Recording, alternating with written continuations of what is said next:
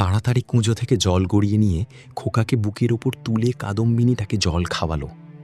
যতক্ষণ ঘুমের ঘোর ছিল, অভ্যাস মতো কাকিমার হাত থেকে জল খেতে খোকার কিছুই আশ্চর্য লাগল না। শেষে কাদম্বিনী যখন অনেক দিনের ইচ্ছে মিটিয়ে ওর কপালে চুমু খেয়ে ওকে আবার শুইয়ে দিল, তখন ওর ঘুম ভেঙে গেল। সে কাকিমাকে জড়িয়ে ধরিল। কাকিমা, তুই মরে গিয়েছিলি?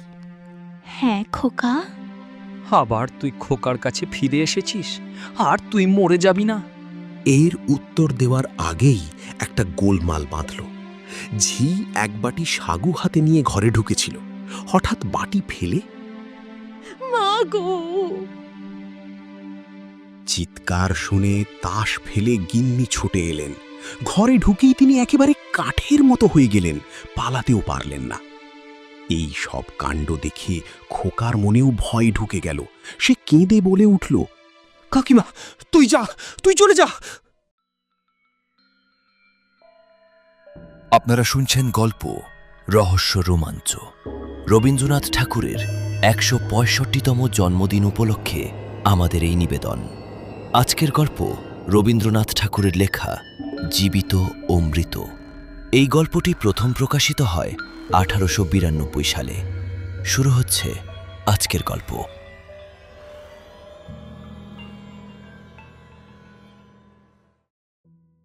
রানীহাটের জমিদার সারদা শঙ্কর বাবুদের বাড়ির বিধবা বউটির বাপির বাড়িতে কেউ ছিল না। সবাই একে একে মারা গেছে। শ্বশুরবাড়িতেও ঠিক নিজের বলতে কেউ নেই, স্বামীও নেই, ছেলেও নেই। একটি ভাসুরপো, সারদা শঙ্করের ছোট ছেলেটি তার চোখের মণি। সে জন্মানোর পর তার মায়ের অনেক দিন ধরে কঠিন অসুখ হয়েছিল। সেই জন্য এই বিধবা কাকি কাদম্বিনী তাকে মানুষ করেছে। পরের ছেলে মানুষ করলে তার উপর প্রাণের টান যেন আরও বেশি হয়, কারণ তার উপরে কোনো অধিকার থাকে না, তার উপরে কোনো সামাজিক দাবি নেই, কেবল স্নেহের দাবি।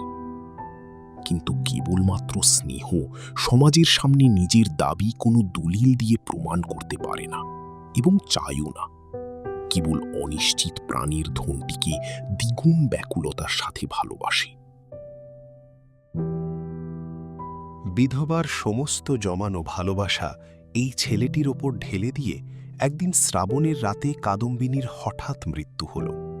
হঠাৎ কি কারণে তার হৃৎস্পন্দন থেমে গেল, সময়ে জগতের আর সব জায়গাতেই চলতে লাগল, শুধু সেই স্নেহকাতর ছোট কোমল বুকটির ভেতর সময়ের ঘড়ির কল চিরকালের মতো বন্ধ হয়ে গেল।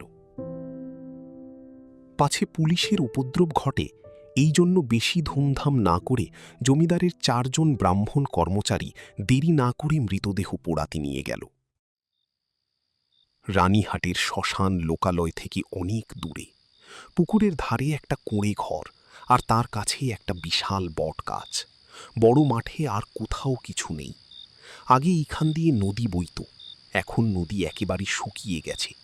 সেই শুকনো খালের এক অংশ খুঁড়ে শ্মশানের পুকুর তৈরি হয়েছে। এখনকার লোকেরা এই পুকুরকেই বহমান নদীর প্রতিনিধি বলে মনে করে।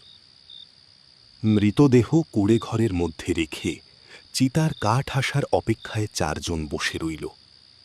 সময় এত দীর্ঘ মনে হতে লাগল যে অধৈর্য হয়ে ৪ জনের মধ্যে নিতাই আর গুরুচরণ কাঠ আনতে এত দেরি হচ্ছে কেন দেখতে গেল। বিধু আর বনমালী মৃতদেহ পাহারা দিয়ে বসে রইল। শ্রাবণের অন্ধকার রাত, থমথমে মেঘ করে আছে, আকাশে একটা তারা দেখা যায় না। অন্ধকার ঘরে ২ জন চুপ করে বসে রইল। একজনের চাদরে দেশলাই আর মোমবাতি বাঁধা ছিল। বর্ষাকালের দেশলাই অনেক চেষ্টাতেও জ্বলল না। যে লণ্ঠন সঙ্গে ছিল সেটাও নিভে গেছে। অনেকক্ষণ চুপ করে থেকে একজন বলল, ভাইরে, ১ ছিলিম তামাকের জোগাড় থাকলে বড় সুবিধা হতো, তাড়াহুড়োয় কিছুই আনা হয়নি। আমি চট করে এক দৌড়ে সব জোগাড় করে আনতে পারি। বনমালীর পালানোর মতলব বুঝে বিধু বলল, মাইরি, আর আমি বুঝি এখানে একা বসে থাকব? আবার কথাবার্তা বন্ধ হয়ে গেল। ৫ মিনিটকে ১ ঘন্টা বলে মনে হতে লাগল। যারা কাঠ আনতে গিয়েছিল তাদেরকে মনে মনে এরা গালি দিতে লাগল। তারা যে দিব্যি আরামে কোথাও বসে গল্প করতে করতে তামাক খাচ্ছে, এই সন্দেহ ক্রমশই তাদের মনে দানা বাঁধতে লাগল। কোথাও কোনো শব্দ নেই, শুধু পুকুর পাড় থেকে অবিরাম ঝিঁঝি আর ব্যাঙের ডাক শোনা যাচ্ছে। এমন সময় মনে হলো যেন খাটটা একটু নড়ল, যেন মৃতদেহ পাশ ফিরে শুলো। বিধু আর বনমালী রাম নাম জপ করতে করতে কাঁপতে লাগল। হঠাৎ ঘরের মধ্যে একটা দীর্ঘশ্বাস শোনা গেল। বিধু আর বনমালী এক মুহূর্তে ঘর থেকে লাফ দিয়ে বেরিয়ে গ্রামের দিকে দৌড় দিল। প্রায় ক্রোশ দেড়েক পথ গিয়ে দেখল ওদের বাকি দুই সঙ্গী লণ্ঠন হাতে ফিরে আসছে। তারা আসলে তামাক খেতে গিয়েছিল, কাঠের কোনো খবর জানে না। তবুও খবর দিল গাছ কেটে কাঠ চিরাই হচ্ছে, কিছুক্ষণের মধ্যেই রওনা হবে। তখন বিধু আর বনমালী কুঁড়ে ঘরের সব ঘটনা বর্ণনা করল। নিতাই আর গুরুচরণ বিশ্বাস না করে উড়িয়ে দিল। দেরি না করে চারজনেই শ্মশানের সেই কুঁড়ে ঘরে গিয়ে হাজির হলো। ঘরে ঢুকে দেখল মৃতদেহ নেই, খালি খাট পড়ে আছে। পরস্পর মুখের দিকে তাকিয়ে রইল। যদি শিয়ালে নিয়ে গিয়ে থাকে, কিন্তু ঢাকার কাপড়টুকু পর্যন্ত নেই। খোঁজ করতে করতে বাইরে গিয়ে দেখে কুঁড়ে ঘরের দরজার কাছে খানিকটা কাদা জমেছিল, তাতে মহিলার টাটকা আর ছোট পায়ের ছাপ। সারদা শঙ্কর সহজ লোক নন। তাকে এই ভূতের গল্প বললে হঠাৎ যে কোনো ভালো ফল পাওয়া যাবে এমন সম্ভাবনা নেই। তখন চারজনে অনেক পরামর্শ করে ঠিক করল যে দাহ করা হয়ে গেছে এমন খবর দেওয়াই ভালো। ভোরের দিকে যারা কাঠ নিয়ে এলো তারা খবর পেল দেরি দেখে আগেই কাজ শেষ করা হয়েছে। এ নিয়ে কারো সহজে সন্দেহ হওয়ার কথা নয়, কারণ মৃতদেহ এমন কিছু দামি সম্পত্তি নয় যে কেউ ফাঁকি দিয়ে চুরি করে নিয়ে যাবে। সবাই জানেন, জীবনের যখন কোনো লক্ষণ পাওয়া যায় না, তখনও অনেক সময় জীবন লুকিয়ে থাকে এবং সময় মতো আবার মরা দেহে তার কাজ শুরু হয়। কাদম্বিনীও মরেনি। হঠাৎ কী কারণে তার জীবনের কাজ বন্ধ হয়ে গিয়েছিল। যখন সে সচেতন হয়ে উঠল, দেখল চারদিকে ঘন অন্ধকার। অভ্যাস মতো যেখানে শুয়ে থাকে মনে হলো এটা সেই জায়গা নয়। একবার ডাকল, দিদি। অন্ধকার ঘরে কেউ সাড়া দিল না। ভয়ে উঠে বসল। মনে পড়ল সেই মৃত্যুশয্যার কথা, সেই হঠাৎ বুকের কাছে একটা ব্যথা, শ্বাস বন্ধ হয়ে আসার দশা। তার বড় যা ঘরের কোণে বসে একটা উনুনের উপর খোকার জন্য দুধ গরম করছে। কাদম্বিনী আর দাঁড়িয়ে থাকতে না পেরে বিছানার উপর আছাড় খেয়ে পড়ল।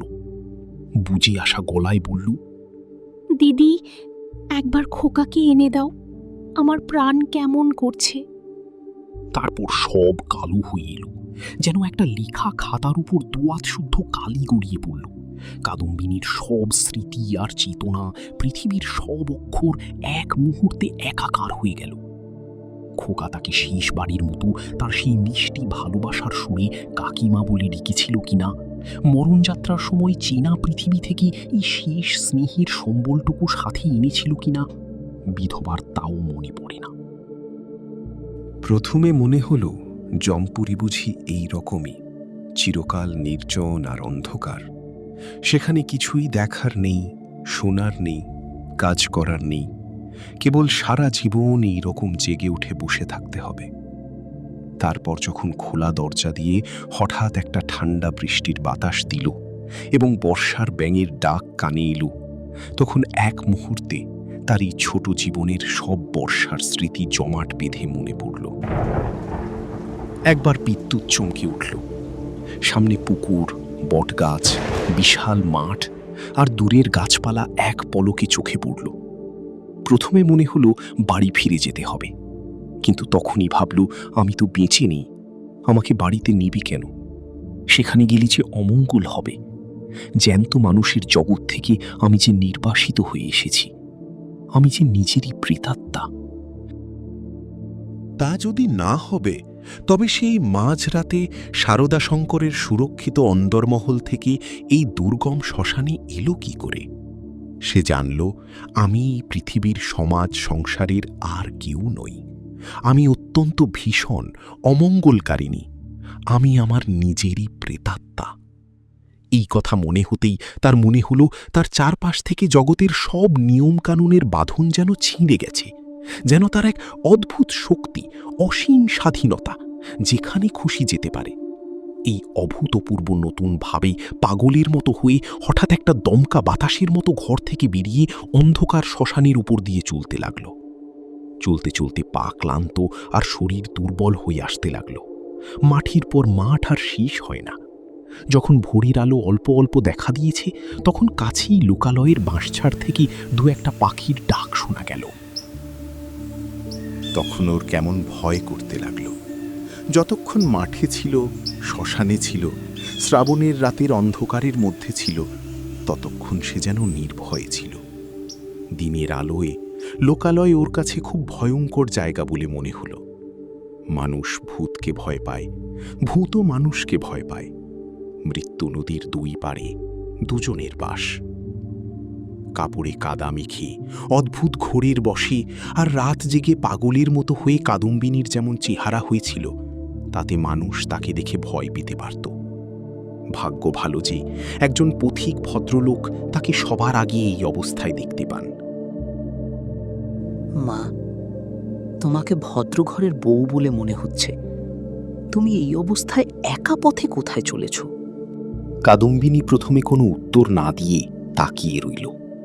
সে যে সংসারের মধ্যে আছে, গ্রামের পথে পথিক তাকে যে প্রশ্ন করছে, এই সব কিছুই ওর কাছে অবিশ্বাস্য মনে হলো।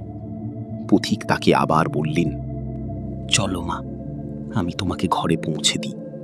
তোমার বাড়ি কোথায় আমাকে বলো। কাদম্বিনী চিন্তা করতে লাগল। শ্বশুর বাড়ি ফেরার কথা ভাবাই যায় না, বাপের বাড়ি তো নেই। তখন ছোটবেলার সইয়ের কথা মনে পড়ল। সই যোগমায়ার সাথে যদিও ছোটবেলা থেকেই দেখা নেই, তবুও মাঝে মাঝে চিঠিপত্র চলে। কোনো সুযোগে একবার দুজনের দেখা হতে পারলে যে এক মুহূর্ত কেউ কাউকে চোখের আড়াল করতে পারবে না, এই বিষয়ে কোনো পক্ষেরই কোনো সন্দেহ ছিল না। নিশিন্দাপুরে শ্রীপতিচরণ বাবুর বাড়ি যাব। পথিক কলকাতায় যাচ্ছিলেন। নিশিন্দাপুর যদিও খুব কাছে নয়, তবুও তার যাওয়ার পথেই পড়ে। তিনি নিজেই ব্যবস্থা করে কাদম্বিনীকে শ্রীপতিচরণ বাবুর বাড়ি পৌঁছে দিলেন। দুই সইয়ের দেখা হলো। প্রথমে চিনতে একটু দেরি হয়েছিল, তারপর ছোটবেলার চেহারার মিল দুজনের চোখেই আস্তে আস্তে স্পষ্ট হয়ে উঠল।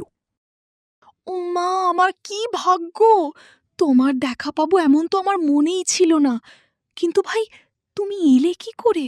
তোমার শ্বশুরবাড়ির লোকরা তোমাকে ছাড়ল যে?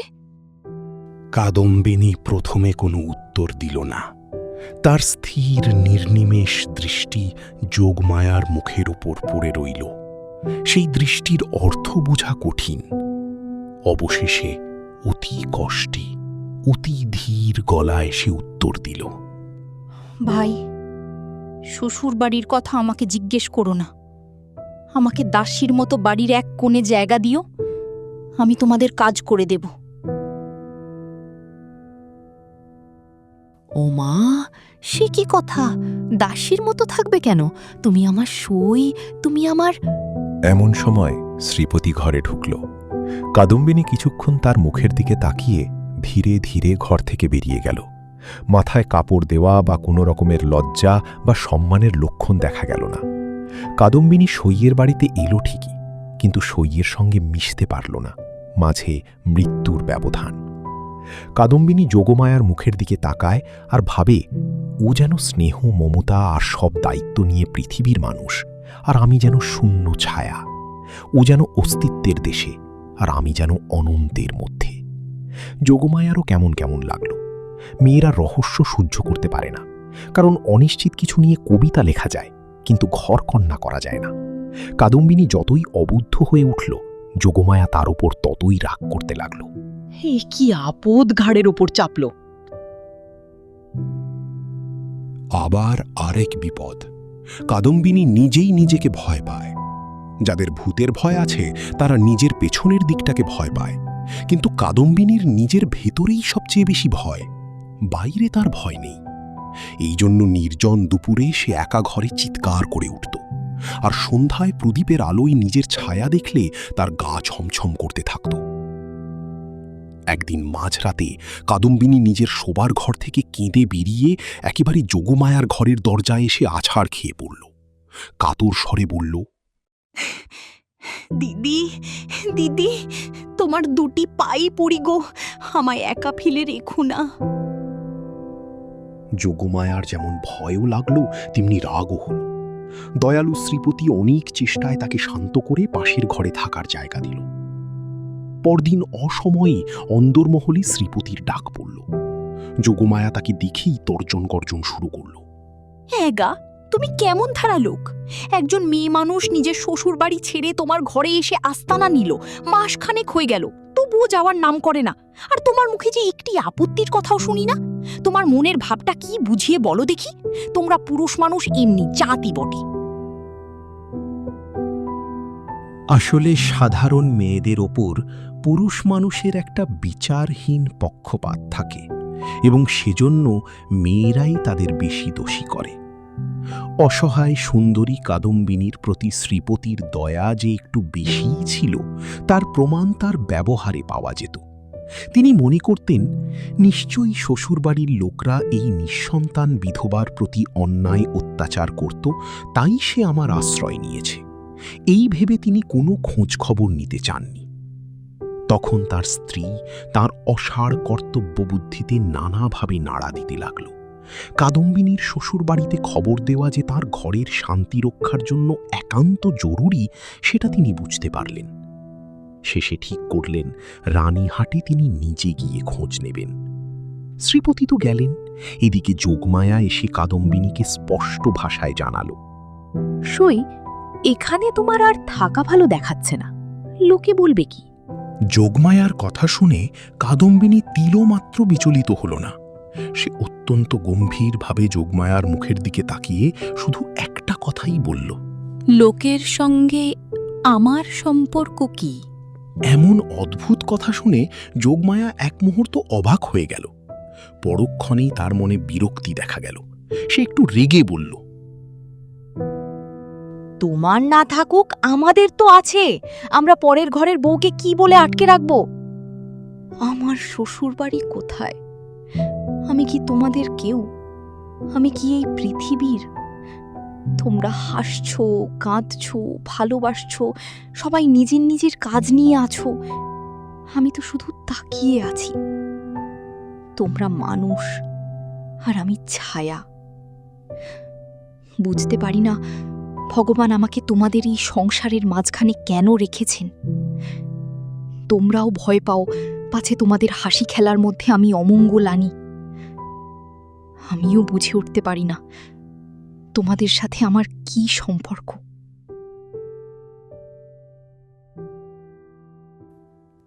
কাদম্বিনী এমনভাবে তাকিয়ে কথাগুলো বলে গেল যে যোগমায়া মোটের ওপর একটা কিছু বুঝতে পারল, কিন্তু আসল কথাটা বুঝল না। সে অত্যন্ত ভারাক্রান্ত ও গম্ভীর মনে চলে গেল। রাত যখন প্রায় 10টা, তখন শ্রীপতি রানীহাট থেকে ফিরে এলেন। মুষলধারে বৃষ্টিতে পৃথিবী ভেসে যাচ্ছে। সারাক্ষণ বৃষ্টির ঝরঝর শব্দে মনে হচ্ছে বৃষ্টিরও শেষ নেই, আজ রাতেরও শেষ নেই। যোগমায়া উৎকণ্ঠার সাথে জিজ্ঞাসা করলেন, কি হলো? সে অনেক কথা, পরে হবে। এই বলে শ্রীপতি কাপড় ছেড়ে খাওয়া দাওয়া করলেন এবং তামাক খেয়ে শুতে গেলেন। তার ভাব দেখে মনে হচ্ছে তিনি খুব চিন্তিত। যোগমায়া অনেকক্ষণ কৌতূহল চেপে রেখেছিলেন। বিছানায় এসেই আবার জিজ্ঞাসা করলেন, নিশ্চয়ই তুমি একটা ভুল করেছ। যে মেয়েটিকে তোমার ঘরে জায়গা দিয়েছ সে তোমার সই কাদম্বিনী নয়। আমার সইকে আমি চিনি না, তোমার কাছ থেকে চিনে নিতে হবে? কি কথার শ্রী! তুমি নিশ্চয়ই একটা গোলমাল পাকিয়ে এসেছো। তোমাকে নিজে যেতে কে বলল? শ্রীপতি বিস্তারিতভাবে সব প্রমাণ দিতে লাগলেন, কিন্তু কোনো ফল হলো না। দুপক্ষেই হ্যাঁ না করতে করতে রাত মাঝরাত হয়ে গেল। দুজনের গলার স্বর ক্রমশ জোরে হতে লাগল। ভুলে গেলেন পাশের ঘরেই কাদম্বিনী শুয়ে আছে। শেষে যোগমায়া জিজ্ঞাসা করলেন, আচ্ছা, কাদম্বিনী কবে মরল বলো দেখি? শ্রীপতি যে তারিখের কথা বললেন, দুজনে হিসাব করে দেখলেন যেদিন সন্ধ্যাবেলায় কাদম্বিনী তাদের বাড়িতে আসে সেই তারিখ ঠিক তার আগের দিনই পড়ে। শোনা মাত্রই যোগমায়ার বুকটা হঠাৎ কেঁপে উঠল। শ্রীপতিরও কেমন একরকম লাগতে লাগলো। এমন সময় তাদের ঘরের দরজা সশব্দে খুলে গেল। একটা ঠান্ডা বৃষ্টির বাতাস এসে প্রদীপটা ফুঁ দিয়ে নিভিয়ে দিল। বাইরের অন্ধকার ঢুকে এক মুহূর্তে পুরো ঘরটা আগাগোড়া পড়ে গেল। অন্ধকার ঘরের মাঝখানে কাদম্বিনী একেবারে এসে দাঁড়ালো। তখন রাত 2:30 বেজে গেছে। বাইরে অনবরত বৃষ্টি পড়ছে। কাদম্বিনী এক অতি প্রাকৃত শান্ত শীতল গলায় বলল, সই, আমি তোমার সেই কাদম্বিনী, কিন্তু এখন আমি আর বেঁচে নেই, আমি মরে আছি। কিন্তু আমি মরেছি ছাড়া তোমাদের কাছে আর কি অপরাধ করেছি? আমার যদি ইহলোকেও জায়গা না থাকে, পরলোকেও জায়গা না থাকে, ওগো আমি তবে কোথায় যাব? এই বলে জ্ঞান হারানো দম্পতিকে অন্ধকার ঘরে ফেলে রেখে বিশ্বজগতে কাদম্বিনী নিজের জায়গা খুঁজতে গেল। সে যে কেমন করে রানীহাটে ফিরে গেল তা বলা কঠিন। বর্ষার অকাল সন্ধ্যা যখন খুব ঘন হয়ে এলো, তখন কাদম্বিনী পথে বের হল। শ্বশুর বাড়ির দরজায় গিয়ে একবার তার বুক কেঁপে উঠেছিল, কিন্তু লম্বা ঘোমটা টেনে যখন ভেতরে ঢুকল, দাসী ভেবে দারোয়ানটা কোনো বাধা দিল না। এমন সময় বৃষ্টি খুব বেড়ে গেল, বাতাসও জোরে বইতে লাগল। তখন বাড়ির গিন্নি তার বিধবা ননদের সাথে তাস খেলছিলেন। ঝি ছিল রান্নাঘরে, আর অসুস্থ খোকা শোবার ঘরে ঘুমাচ্ছিল। কাদম্বিনী সবার চোখ এড়িয়ে সেই ঘরে গিয়ে ঢুকল। সে যে কি ভেবে শ্বশুরবাড়ি এসেছিল সে নিজেও জানে না। শুধু এইটুকু জানে যে একবার খোকাকে চোখের দেখা দেখে যাওয়ার ইচ্ছা। প্রদীপের আলোয় দেখল রোগা পাতলা খোকা হাত মুঠো করে ঘুমিয়ে আছে। আর তারপর মনে পড়ল, আমি নেই, একে দেখার কি আছে? ওর মা আড্ডা ভালোবাসে, খেলা ভালোবাসে। এতদিন আমার হাতে দায়িত্ব দিয়েই সে নিশ্চিন্ত ছিল। কখনো ওকে মানুষ করার কোনো ঝক্কি পোহাতে হয়নি। আজ একে কি তেমন করে যত্ন করবে? এমন সময় খোকা হঠাৎ পাশ ফিরে আধো ঘুমন্ত অবস্থায় বলে উঠল, কাকিমা, জল দে। মরি যাই। সোনা আমার, তোর কাকিমাকে এখনো ভুলিসনি? তাড়াতাড়ি কুঁজো থেকে জল গড়িয়ে নিয়ে খোকাকে বুকের ওপর তুলে কাদম্বিনী তাকে জল খাওয়ালো। যতক্ষণ ঘুমের ঘোর ছিল, অভ্যাস মতো কাকিমার হাত থেকে জল খেতে খোকার কিছুই আশ্চর্য লাগল না। শেষে কাদম্বিনী যখন অনেক দিনের ইচ্ছে মিটিয়ে ওর কপালে চুমু খেয়ে ওকে আবার শুইয়ে দিল, তখন ওর ঘুম ভেঙে গেল। সে কাকিমাকে জড়িয়ে ধরিল। কাকিমা, তুই মরে গিয়েছিলি? হ্যাঁ খোকা। আবার তুই খোকার কাছে ফিরে এসেছিস, আর তুই মরে যাবি না? এর উত্তর দেওয়ার আগেই একটা গোলমাল বাঁধল। ঝি এক বাটি সাগু হাতে নিয়ে ঘরে ঢুকেছিল। হঠাৎ বাটি ফেলে মা গো! চিৎকার শুনে তাস ফেলে গিন্নি ছুটে এলেন। ঘরে ঢুকেই তিনি একেবারে কাঠের মতো হয়ে গেলেন, পালাতেও পারলেন না। এই সব কাণ্ড দেখে খোকার মনেও ভয় ঢুকে গেল। সে কেঁদে বলে উঠল, কাকিমা, তুই যা, তুই চলে যা। কাদম্বিনী অনেক দিন পর আজ অনুভব করেছে যে সে মরেনি। সেই পুরনো ঘর বাড়ি, সেই খোকা, সেই স্নেহ তার কাছে সমান জ্যান্তভাবেই আছে। সইয়ের বাড়ি গিয়ে অনুভব করেছিল ছোটবেলার সেই সই মরে গেছে। খোকার ঘরে এসে বুঝতে পারল খোকার কাকিমা তো এক তিলও মরেনি। দিদি, তোমরা আমাকে দেখে কেন ভয় পাচ্ছ? এই দেখো, আমি তোমাদের সেই আগের মতোই আছি। ছোট বৌমা, এটা কি তোমার উচিত হচ্ছে? সতীশ আমার বংশের একমাত্র ছেলে। যখন সংসার থেকে বিদায় নিয়েছ, তখন এই মায়ার বাঁধন ছিঁড়ে যাও। আমরা তোমার ঠিকঠাক সৎকার করব। ওগো, আমি মরিনি গো, মরিনি। আমি কেমন করে তোমাদের বোঝাবো যে আমি মরিনি? এই দেখো, আমি বেঁচে আছি। এই দেখো, আমি বেঁচে আছি। শারদা শঙ্কর মূর্তির মতো দাঁড়িয়ে রইলেন। ওগো, আমি মরিনি গো, মরিনি গো, মরিনি আমি। তোমরা কেন বিশ্বাস করছো না? আমি মরিনি। বলে চিৎকার করতে করতে ঘর থেকে বেরিয়ে গেল এবং সিঁড়ি দিয়ে নেমে অন্দরমহলের পুকুরের জলের মধ্যে গিয়ে পড়ল। শারদাশঙ্কর উপরের ঘর থেকে শুনতে পেলেন ঝপাস করে একটা শব্দ হল। সারা রাত বৃষ্টি পড়তে লাগলো।